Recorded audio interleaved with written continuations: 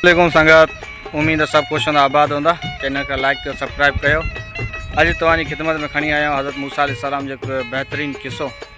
हज़रत मूसा अलैहिस्सलाम जॾहिं तूर सीना ते अल्लाह सां हम कलाम थींदड़ वेंदा हुआ, जंहिं रस्ते तां गुज़रंदा हुआ उन रस्ते ते हिकु बुज़ुर्ग हुयो जेको उन मूसा अलैहिस्सलाम खे तूर सीना ते वेंदे रोज़ ॾिसंदो रहंदो हुयो। हिकु ॾींहुं बुज़ुर्ग चयाईं हज़रत मूसा अलैहिस्सलाम खे, ए अल्लाह जा नबी मूसा, अल्लाह को चओ तू पंहिंजे खुदा को चओ मूंसां यारी रख। हज़रत मूसा अलैहिस्सलाम इन ॻाल्हि खे घणो गौर न ॾिनो, हलिया विया। ॿिए ॾींहुं उहा ई ॻाल्हि, टे ॾींहुं उहा ई ॻाल्हि। उहो जेको पोड़ो हुयो न, उहो ज़िद ते अड़ी बीह रहियो। हलंदे हलंदे नेठि हज़रत मूसा अलैहिस्सलाम अल्लाह पाक सां ज़िकिर कयो, अल्लाह पाक हिकु जंहिं तूं तूर सीना ते जंहिं रस्ते तां ईंदो आहियां, हिकु शख़्स आहे जेको चवे तो तू तुझे खुदा के चओ मूंसां यारी रखे। तो अल्लाह पाक जवाब ॾिनो, मूसा तू वञ इन शख़्स के चओ तो सभ खां पहिरीं पंहिंजो नालो मटाए अल्लाह यार रख। जॾहिं उन शख़्स पंहिंजो नालो मटायो, अल्लाह यार रखियो, मूसा अलैहिस्सलाम जॾहिं उनखे इहो पैगाम ॾिनो त अल्लाह पाक चए तो उनखे चओ पंहिंजो नालो मटाए।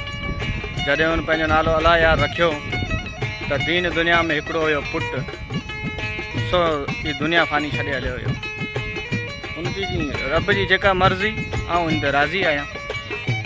हलंदे हलंदे वक़्तु हलंदो हुयो। कुझु टाइम खां पोइ उनजी घरवारी सभु दुनिया ई छॾे वई। हलंदो हलियो, जीअं वक़्तु गुज़रंदो हुयो इहे सब्र में जमील में रहियो।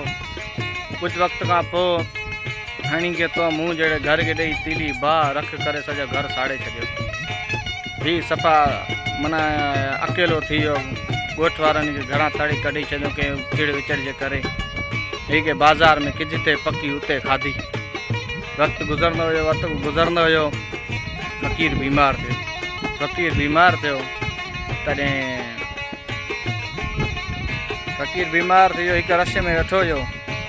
छा थो ॾिसे, हिकु हाथी आयो आहे जंहिं चीपाड़े छॾियो अथसि ऐं फ़क़ीर ई दुनिया छॾे वियो ऐं माण्हुनि खणी हुनखे दफ़न करे छॾियो।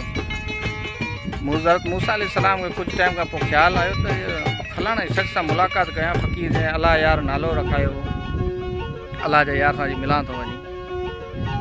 त हज़रत मूसा अलैहिस्सलाम पुछा कंदो अची उन शहर में पहुतो त हुनखे पुछा कयां ही फलाणो शख़्स किथे आहे। हुन चयो उहो त तव्हां सफ़ा अल्लाह ताला सड़ी रख थी वियो, दीन दुनिया में पुटु हिकिड़ो हलियो हुयो, ज़ाल हिकिड़ी इंतकाल करे वई, हाणे उहो फलाणे शहर में आहे। वरी उते पहुतो, उते पुछा कयाई, उते इहा ई ख़बर पई त बाबा फलाणो फ़क़ीर हिते बीमार हुयो, को हाथी आयो हुनखे चीपाड़े छॾियईं ऐं हू दुनिया छॾे वियो। हज़रत मूसा अलैहिस्सलाम क़बर ई पुछा कयाई, क़बर मुबारक ते आयो। क़बर मुबारक ते जीअं पहुतो त आवाज़ु ॾिनई, ए अल्लाह यार हाणे ॾे अला अवाल, हाणे ठीकु आहीं। तॾहिं हेठां क़बर मां हिकु ग़ैबी आवाज़ु आयो, ए मूसा तूं पंहिंजे रब करीम खे अर्ज़ु कर तूर सीना ते वञी त जंहिं हाथी मूंखे चीपाटे मारियो उन हाथी वारे वरी मूंखे दीदार कराए। हज़रत मूसा अलैहिस्सलाम इहा ॻाल्हि ॿुधी हैरान थी वियो ऐं अल्लाह पाक खे अर्ज़ु कयाई ऐं ग़ैबी आवाज़ु आयो, ए मूसा तूं हिन बाने खे चओ जेको हाथी जे तो शख़्स ॾिठो इहो मां पाण हुयसि। पंहिंजे बाने खे मूं पंहिंजो दीदार बि करायो ऐं पाण सां गॾु बि वठी वियो आहियां। पोइ कंहिं शाइर चयो न, इश्क जी रांदि ॾुखी है गबरू, इश्क जी रांदि खेॾ न गबरू, इश्क जी मंज़िल बारी आहे। बहरहाल अल्लाह पाक तव्हांखे पसंदि कंदो आहे, तव्हांखे आज़माईंदो आहे ऐं उनखां बाद में कोशिशि कंदो आहे त उहो बानो मुंहिंजो ऐं मुंहिंजी तरफ़ रहे।